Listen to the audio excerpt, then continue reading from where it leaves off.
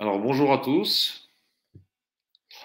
Je suis Franck Michel, je suis le directeur scientifique pour la partie stratégie digitale et transformation digitale au sein de l'ISCOM. Donc, je suis ravi de participer à cette conférence à venir, dont le thème s'affiche sur l'écran actuellement. Donc, la transition écologique du marketing digital est-elle un leurre? Juste en préambule, vous pouvez poser des questions dans le chat. J'essaierai d'y répondre plutôt au fur et à mesure, hein, pour que ce soit plus vivant, plutôt que ce soit, on va dire, top-down, où en fait je déroule les slides les unes après les autres. Donc n'hésitez pas à intervenir, à poser des questions. On a une demi-heure devant nous. Il y aura un petit sondage à la fin. J'espère que, et c'est la première fois que je suis sur cette plateforme, donc j'espère que le sondage que j'ai préparé pourra fonctionner. Alors, on va dire en introduction, pourquoi est-ce que j'ai intitulé cette conférence avec ce titre un petit peu provocateur, donc la transition écologique du marketing digital est-elle un leurre? euh, bah, D'une part, certainement pas pour nier la réalité du changement climatique, parce que ça c'est un fait. C'est pas non plus pour nier que le digital et que le numérique, et plus précisément le marketing digital, doit faire sa part du job. Mon idée, c'est plutôt de ne pas oublier ce que je constate trop souvent quand on parle de sujets de transition énergétique, c'est-à-dire d'oublier ce que j'appelle l'éléphant au milieu de la pièce, hein, au profit de sujets qui sont plus annexes et traités, eux, à fond, et souvent de façon un petit peu hypocrite. Alors, pourquoi hypocrite? Parce que souvent, ça n'a pas beaucoup d'effet et ça donne l'impression d'agir. Voilà. Alors, je m'explique. Si on vous dit que l'important, c'est d'éteindre la vidéo pendant une visio, alors c'est certes utile, hein, il n'y a pas de doute, mais honnêtement, c'est totalement annexe par rapport aux vrais enjeux. Euh, et en l'occurrence, par exemple, de ne pas changer de mobile tous les 2 ans, parce que c'est sur le hardware, c'est sur le matériel que se joue la bataille. Aujourd'hui, 80% des impacts du numérique se jouent sur le matériel et pas sur l'usage. Hein, c'est un peu comme couper la douche pendant que vous vous lavez les cheveux, excusez-moi de l'image. C'est gentil, ça fait du bien à son amour propre, mais ramener aux enjeux réels, c'est un peu comme si vous vidiez une baignoire avec une cuillère percée, c'est pas forcément ultra utile. Donc ça, c'est le premier point, c'est-à-dire de remettre en perspective les enjeux et les enjeux vraiment cruciaux. Le second point sera de montrer qu'il faut être honnête avec le digital et de voir le phénomène dans sa globalité. Le digital consomme de l'énergie et c'est pour ça qu'il doit faire sa transition, mais le digital participe peut-être aussi à un monde dans lequel nous déplaçons, excusez-moi, moins. Il faut donc voir tous les impacts. On ne peut pas dire de façon unilatérale, le numérique représente 4% des rejets de CO2 et sa part dépasse déjà celle de l'avion civil, sans voir que sans le numérique, nous utiliserions beaucoup plus nos voitures et autres moyens de transport comme l'avion, justement. Donc, cette intervention, elle va traiter de 3 points. Un, l'impact du numérique sur l'environnement. Ensuite, la mesure de cet impact, parce que sans mesure, on ne sait pas où on va, donc c'est important de parler de la mesure. Et ensuite, évidemment, la nécessaire transition du marketing digital avec ce que je viens de rappeler, c'est-à-dire de prendre tous les aspects du marketing digital, on va dire de façon globale. Alors,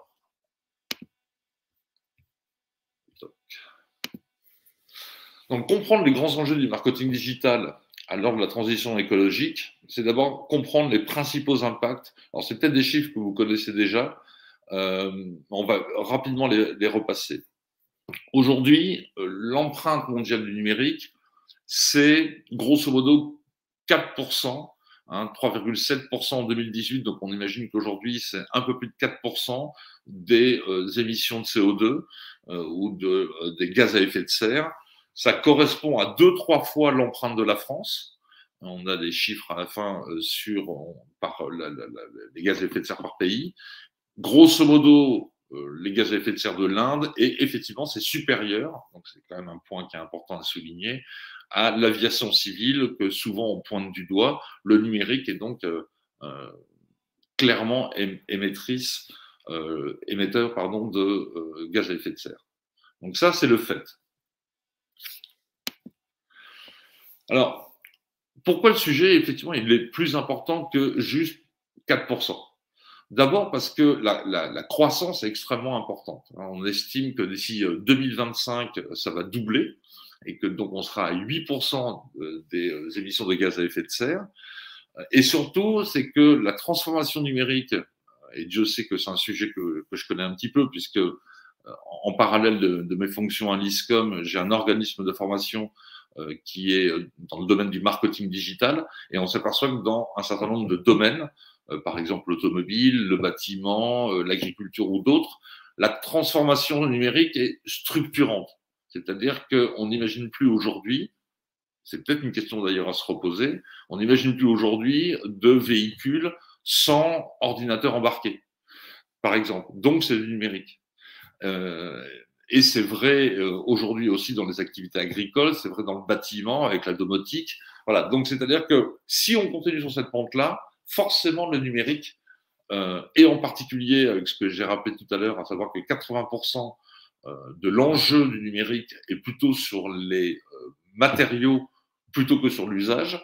Donc c'est pour ça qu'il faut se poser des questions aujourd'hui, parce que la pente sur laquelle on est fait que dans toutes les industries, le numérique va prendre de plus en plus de place et donc forcément provoquer plus de rejets de gaz à effet de serre. Alors si jamais on regarde ce tableau, comme beaucoup de tableaux, il n'est pas très sympathique à regarder, entre guillemets, mais ce qu'il faut juste rapidement, c'est de s'apercevoir quand vous regardez en haut à gauche, effectivement, que la fabrication pour les utilisateurs représente 40% du total. C'est énorme, hein, ça veut dire qu'une fois de plus, c'est plutôt votre ordinateur et votre mobile qui participent au bilan des gaz à effet de serre, quand à côté de ça, la fabrication des réseaux, c'est 3%, la fabrication des centres informatiques, c'est 1%. Et donc l'utilisation n'est pas neutre, loin de là, hein, mais effectivement, c'est quand même de notre côté, en tant qu'utilisateur, qu'on peut faire un vrai effort, ne serait-ce qu'effectivement, quand on regarde la durée de vie moyenne d'un smartphone, donc 23 mois, pour le coup, personnellement, je suis plutôt un bon élève, parce que ça fait 4 ans que j'ai le même téléphone, mais c'est un fait important, c'est que l'impact de la fabrication est extrêmement important. Alors ensuite, ça ne veut pas dire que l'utilisation n'est pas importante, puisque vous voyez, 26% pour les utilisateurs, 16% pour les réseaux et 14% pour les centres informatiques, c'est quand même loin d'être ridicule. Et très rapidement, si jamais on fait un focus justement sur la fabrication d'un smartphone ou d'un ordinateur, vous voyez, un ordinateur, c'est 800 kilos de matière immobilisée. Un smartphone, c'est 200 kilos de matière utilisée avec 70 matières premières différentes. C'est juste phénoménal. Sans compter, là aussi, par exemple, l'utilisation de l'eau, qui est extrêmement importante pour la fabrication de tous ces hardware. Et donc, ça vient corroborer ce que je viens de dire sur l'importance d'économiser les matières premières, l'eau, pour la fabrication des outils numériques. Alors, je vous le disais au démarrage, on ne peut pas imaginer une transition écologique du marketing digital si on ne mesure pas. Et d'ailleurs, quand on fait du marketing digital, ce qui est mon cas depuis une vingtaine d'années, on ne fait pas d'action de marketing digital sans mesurer les résultats de ce qu'on fait. Ben, c'est pareil pour les impacts environnementaux. En fait, c'est une habitude qu'on a prise dans ce domaine d'activité. On mesure tout ce qu'on fait et donc il y a des initiatives pour mesurer les impacts environnementaux de l'activité numérique. Si jamais on prend l'exemple d'une entreprise qui s'appelle Falgo, qui est une entreprise tout à fait, je déteste le mot, mais vertueuse. En l'occurrence, c'est une entreprise qui fait des matériaux textiles à base de produits recyclés, donc c'est plutôt, ça va plutôt dans le bon sens. Mais ils ont fait une répartition de leurs émissions de CO2 en 2020, et on s'aperçoit que 68% concernent les matières premières qu'ils utilisent. C'est quand même énorme, hein, c'est les 2/3 de leur rejet de carbone se font par les matières premières, 11% pour l'achat de services. Alors, achat de biens et services, vous voyez, c'est marqué à gauche, prestations pour la bonne activité, site internet, banque, assurance, télécom, ainsi de suite. 10% pour l'utilisation et le déplacement des clients. Il faut bien que les clients viennent en magasin. Tout n'est pas en e-commerce. 9% sur la vie en elle-même de l'entreprise Falgo et 2% de transport des produits. Et donc là aussi, des fois, on peut faire des focus sur, on va économiser sur le transport de nos matières. C'est bien, mais c'est 2%. Donc, ils sont partis à essayer de faire un principe d'économie. Et donc, ils ont focus sur l'achat de biens et services, puisque grosso modo, sur les matières premières, comme c'était à l'étranger, ils n'avaient pas forcément la main dessus. Et donc, ils ont réussi à économiser, vous voyez, 200 tonnes de CO2 sur l'entrepôt, gestion des stocks télécoms, ainsi de suite, 80 tonnes de CO2 sur tout ce qui est newsletter, donc éco-conception des newsletters, du site internet, ainsi de suite. Mais si jamais, on va être tout à fait honnête, vous faites le calcul, aujourd'hui, avec 10% d'économie sur la partie que je viens de vous montrer, à savoir achat de biens et services, ça fait 280 tonnes. 280 tonnes sur 2790, alors pardon, 10% sur les 280 tonnes, donc ça fait 28 tonnes, donc ça veut dire qu'ils ont réalisé 1% de CO2 en moins sur l'ensemble. Et vous voyez, quand je vous parle de ne pas se focus sur l'éléphant qui est au milieu de la pièce et de regarder les annexes, donc on peut dire c'est génial, regardez, j'ai économisé ci, j'ai économisé ça, mais de fait, sur le fond de l'histoire, on est en train d'économiser des 1%. Donc c'est là où effectivement, est-ce que c'est pas une remise en cause globale des modèles économiques dans lesquels on est, sachant que quand on a dit ça, c'est loin d'être évident, c'est loin d'être, excusez-moi, c'est loin d'être facile, puisque là, on s'attaque pour le coup au cœur de l'activité. Donc il faut faire attention quand on parle de transition écologique, de ne pas finalement se faire plaisir avec des choses qui, sur le fond, n'ont pas un intérêt ou alors vraiment à la marge. Vous voyez, donc là, 10% d'économie sur la newsletter qui est moins lourde, moins d'images. Alors, c'est toujours bien de le faire, une fois de plus. Hein, je ne remets pas en cause le process. C'est toujours bien de faire quelque chose plutôt que de ne rien faire. Mais il ne faut pas être dupe du fait que faire ça, c'est pas énorme non plus en termes de résultats. Difficile calcul de la pollution liée à la publicité digitale, parce que aujourd'hui on s'aperçoit que vous voyez 20% de toutes les requêtes web sont consacrées à la publicité, donc c'est important. Néanmoins, on s'aperçoit que en un an, la publicité digitale dans le monde, c'est 8% de l'empreinte carbone de la France. La France, c'est, on va dire grosso modo 1% des gaz à effet de serre dans le monde, un peu moins. Donc 8% de 1%, vous voyez, vous êtes à 0,07. Bon, là aussi, effectivement, on a tous des efforts à faire.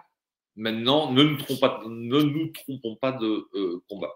Une fois de plus, hein, si vous avez des questions, si jamais vous avez des interrogations, si jamais vous souhaitez intervenir, c'est pas non plus une conférence. Voilà, on va dire, j'aborde un sujet, mais n'hésitez pas, si vous le voulez, vous posez des questions dans le chat et je peux y répondre, ou du moins tenter d'y répondre, on va dire en live. Donc, il y a des initiatives qui ont été prises dans la mesure de l'impact des campagnes. En l'occurrence, tous les grandes agences, Havas, Publicis, Groupe M, le SRI, que je salue, le syndicat des régies Internet, l'UDECAM et des grands éditeurs comme Prisma ou Altis ou France TV se sont réunis pour passer par un intermédiaire qui s'appelle Impact Plus, et donc qui est une société qui mesure l'impact carbone des campagnes digitales et donc qui propose des optimisations. Donc ça va dans le bon sens, puisque ça veut dire que c'est quand même un secteur qui a pris conscience qu'on ne peut pas non plus continuer à dépenser sans compter l'énergie qui nous entoure. Et donc, ce type d'initiative est plutôt positif, bien entendu. Alors, le marketing lui-même est en transition puisque on est passé finalement d'une vision de la publicité dans laquelle le but était de faire consommer. Donc là, vous voyez les exemples où dans les années 90, la pub pour sauver l'économie, le but était de, effectivement, balancer de la pub pour soutenir la consommation. Il fallait soutenir la consommation. Et donc, c'était, on va dire, le modèle de société qu'on a eu, grosso modo, depuis la dernière guerre mondiale, c'est-à-dire, une fois de plus, consommer, consommer, consommer, ça fait de l'activité, donc ça fait des emplois, donc ça fait de la croissance, ainsi de suite. Et en fait, on est en train de passer d'un système dans lequel la pub est conçue pour ça, et donc c'est pour ça peut-être que aussi elle n'a pas forcément toujours une image ultra positive, à quelque chose qui est dans lequel la publicité peut participer d'un mode de consommation différent. Et donc ça ne veut pas dire qu'il faut se passer de publicité, parce que je ne pense pas que les entreprises puissent se passer de communiquer tout bêtement hein, sur leurs produits et sur leurs services. Par contre, il y a une façon de communiquer qui n'est pas toujours de dire consommer plus. Et donc il y a eu un changement de paradigme sur ce sujet-là, et donc ça va plutôt dans le bon sens. Aujourd'hui, tout le monde, alors ça aussi c'est toujours un tout petit peu ironique de ma part, mais tout le monde est parfaitement conscient de la nécessaire transition du marketing digital et du marketing de façon générale, puisque vous voyez, 99% des pros du marketing et de la com estiment qu'une entreprise doit porter des engagements sociétaux ou environnementaux. Bon, quand on dit 99%, c'est tout le monde. Et puis, si jamais vous descendez un petit peu, vous apercevez qu'il ne reste plus qu'un tiers pour faire évoluer ces sujets. Les pros du marketing estiment avoir le pouvoir et la légitimité en interne. Donc, on a déjà perdu du monde. Vous savez, c'est toujours cette blague qui m'avait bien fait rire avec le temps, dans lequel qui est pour le changement et toutes les mains qui se lèvent, qui est pour changer soi-même, et là, plus personne n'en répond. Et on est un peu dans cette problématique-là, c'est que tout le monde est conscient qu'il faut changer, mais après, quand ça s'adresse à nous, de façon très, très, on va dire, efficiente, hein, très quotidienne, là, pour le coup, on est tous en train de faire le dos rond. Et donc, c'est là, on s'aperçoit que c'est une nécessaire transition, mais ça nécessite hein, la sobriété dans nos vies quotidiennes, ça nécessite, on va dire, un changement de mentalité qui prend du temps, tout bêtement. Et puis, 35% estiment que le greenwashing était inévitable, et Dieu sait qu'actuellement, on en voit quand même pas mal. Donc, un marketing et une publicité responsable, c'est quoi? C'est économiser les ressources naturelles, l'énergie, ne pas inciter à la surconsommation, et donc ne pas pousser effectivement à l'obsolescence programmée, hein, donc changer de téléphone, acheter le dernier iPhone, acheter le dernier portable, acheter la dernière voiture, acheter la dernière machine à laver, ainsi de suite. Préserver la capacité d'attention des utilisateurs, c'est un point important, c'est-à-dire ne pas on va dire pas consommer, mais surcommuniquer, puisqu'au bout d'un moment, quand vous avez vu 25 pubs à la suite, en télévision ou ailleurs, forcément votre attention est émoussée et donc finalement, ça n'est plus très efficace. Et puis évidemment, une publicité responsable, c'est respecter la vie privée et donc l'utilisation des données personnelles que les pros de la com peuvent en faire. C'est aussi distinguer la publicité de l'information. C'est là où aussi il y a un changement de paradigme, puisque pendant longtemps, on va dire que beaucoup de publicités étaient plus dans la persuasion que dans l'information. Aujourd'hui, c'est aussi promouvoir des arguments basés sur la réalité du produit, ce que je viens de dire à l'instant, hein, c'est-à-dire ne pas essayer de survendre un produit avec des arguments des fois un peu limites, proposer des supports accessibles à tous et encourager l'égalité et la diversité des représentations. On s'aperçoit que pour bien connaître le sujet, le marketing digital aujourd'hui devient très, très sophistiqué. Je vous rappelle que 70% de la pub digitale se vend en programmatique, hein, c'est-à-dire l'achat et vente automatisée d'espaces publicitaires.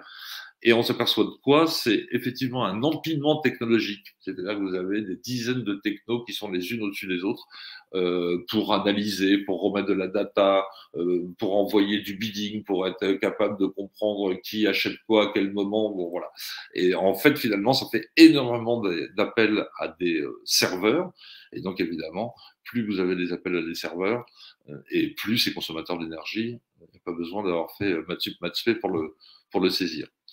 D'autant plus que quand la data elle-même est de plus en plus utilisée, tout l'analytics qu'on met derrière, hein, je vous disais tout à l'heure que le marketing digital, c'est toujours mesurer ce qu'on fait, ben là, la mesure devient de plus en plus complexe.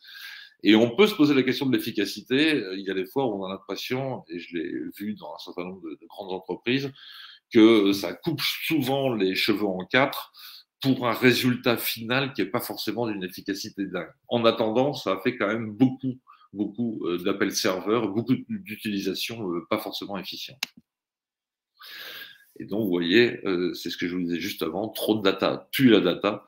On s'aperçoit qu'effectivement, énormément d'entreprises ont des bases de données et ont des systèmes d'information extrêmement complexes qu'on appelle des data warehouse ou des data lake, extrêmement alors performants, c'est là où la question se pose. En tout cas, effectivement, ça devient des usines à gaz qui consomment énormément d'énergie. Parfois, là aussi, quand vous avez trop de data et pas assez finalement d'analyse derrière, c'est pas forcément toujours ultra utile. La vidéo en ligne aussi est un usage extrêmement important, puisque vous voyez, c'est 60% de nos usages numériques, 4 milliards d'heures de vidéos YouTube chaque jour dans le monde. Vous imaginez 4 milliards d'heures par jour. Donc, c'est quelque chose d'extrêmement important.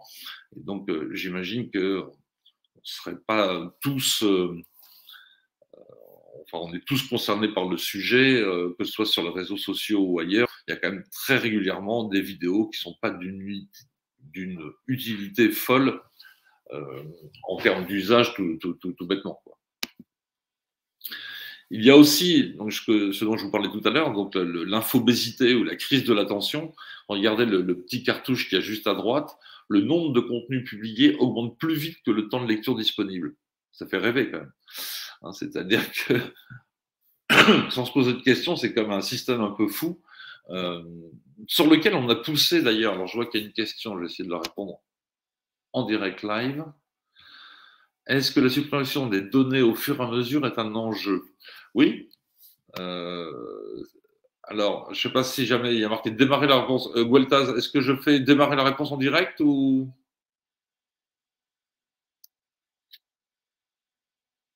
Allô?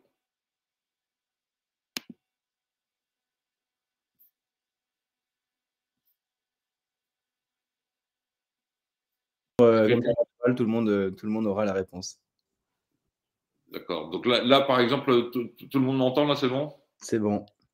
D'accord. Désolé, je te dis, c'est la première fois que j'utilise cette plateforme. Donc, pour répondre à la question, oui, bien sûr, la suppression des données est un enjeu, puisque plus il y a de données dans un data warehouse ou dans un data lake, par définition, ça veut dire que ça prend de la place. Et donc, ça prend de la place sur des serveurs. Les serveurs, il faut les refroidir. Donc, évidemment, la suppression des données au fur et à mesure, et même, je vais vous dire, d'un point de vue de pure efficacité marketing, trop de bases de données, souvent, contiennent trop d'informations obsolètes. Moi, j'ai bossé chez Compass, donc le numéro 1 français, l'un des numéros 1 mondiaux des bases de données B2B. On disait qu'en 4 ans, une base de données qui n'est pas entretenue est totalement obsolète.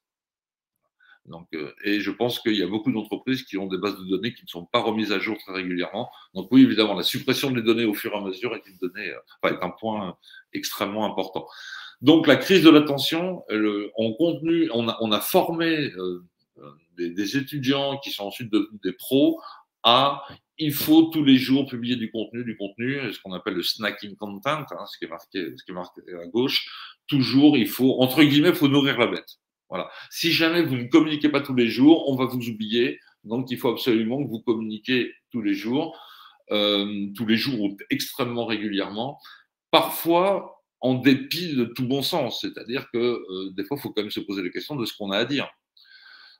C'est pas parce que vous allez publier 3 photos par jour que les gens vont tellement, si vous n'avez pas grand-chose à dire, que les gens vont forcément y prêter attention.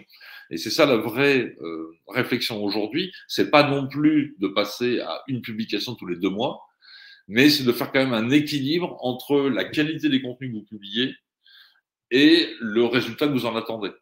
Voilà. Et donc, il faut quand même toujours faire une balance. Alors ensuite, c'est pas la même chose selon que vous êtes évidemment un éditeur type, je ne sais pas, Le Monde ou un éditeur de contenu pur, et puis une marque qui vend des produits.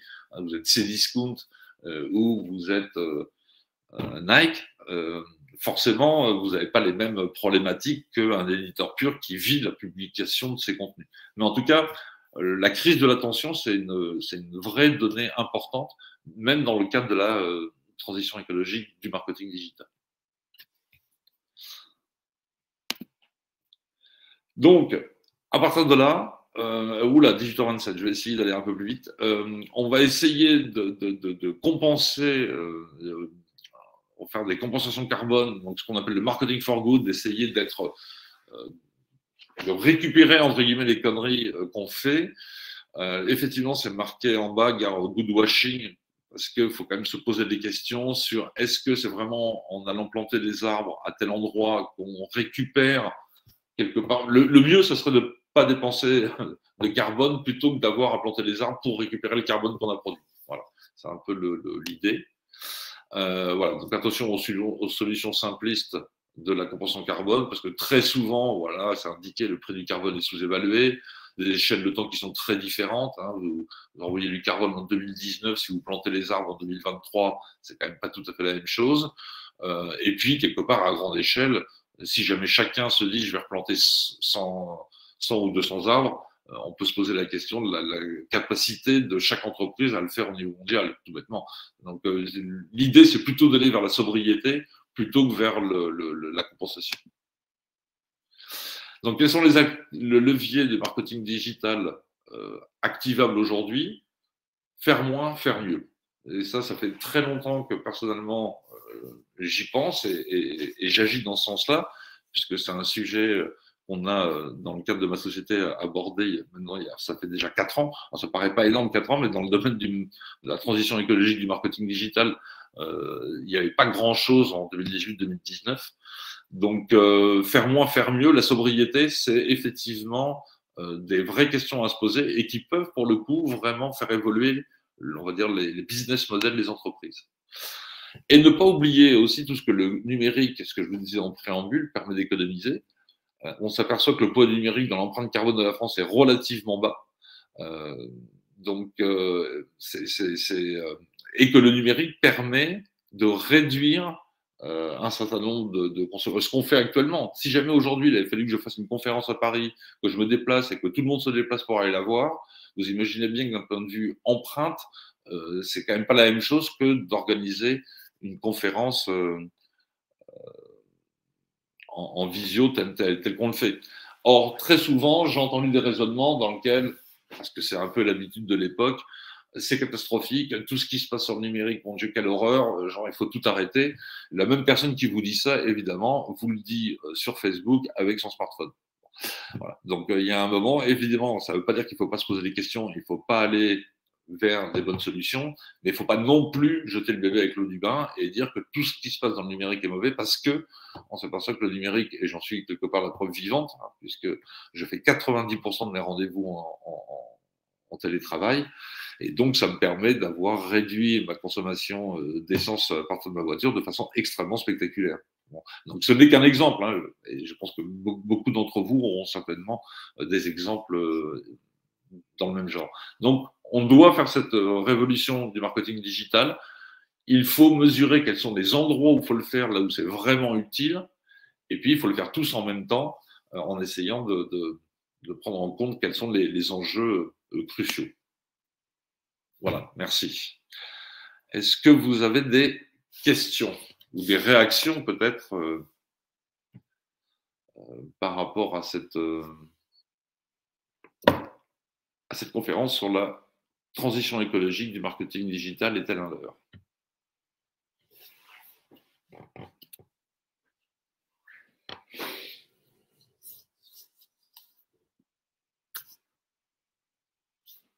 Pas le sentiment d'être débordé de questions. A priori, il n'y a pas de questions et on arrive à l'heure prévue de la fin de cette conférence. Donc, merci beaucoup, Franck. À tous ceux qui sont présents, on vous donne rendez-vous pour le prochain Avenir ISCOM qui aura lieu le 16 mai, qui sera animé par Julie Aveline sur les métiers de la création. Et en attendant, n'hésitez pas à aller voir sur notre site pour découvrir toutes les autres tous les autres webinaires que nous proposons, notamment les mini-salons des métiers de la communication. Et si vous ne l'avez pas fait, nous vous invitons à vous inscrire sur nos e-journées portes ouvertes qui sont aussi affichées sur le site. J'ai juste un point, j'avais fait un sondage, donc du coup, Alors, comment on fait pour la publier? il est publié dans l'onglet sondage si vous voulez y répondre. Ah, d'accord. Il est sur la réponse que vous souhaitez et de soumettre le vote. Parfait, parfait.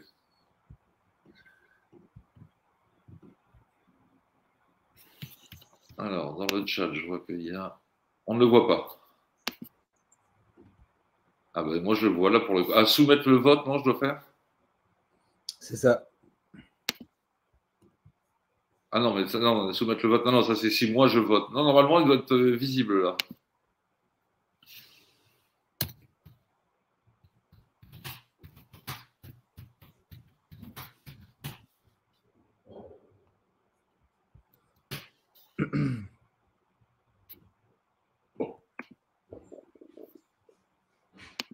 Alors, je vais te donner les résultats puisque tout le monde a voté et tout le monde a voté pour absolument nécessaire. Bon, super. Donc ben, voilà la réponse. D'accord. Donc, comme quoi, c'est plus facile quand même de répondre à un sondage. C'est dommage qu'il y ait pas quelques questions, ça aurait été intéressant, mais il n'y a pas de. C'est vrai qu'il y a une demi-heure pour le truc. J'ai pris un tout petit peu plus de temps. Je pensais prendre 20 minutes. J'ai pris une demi-heure. Donc, c'est sûrement l'effet live. C'est ça. Tu as tout à fait raison. Voilà, bah écoutez, merci à tous et merci à Franck. Et on se voit très rapidement sur les autres webinaires ISCOM. Merci Gueltas. Merci à tous. Une bonne soirée à tous. Au revoir. Bonne soirée. Ah, je vois un truc dans le chat. Ouais. Ok, merci. Bonne soirée. Bonne soirée.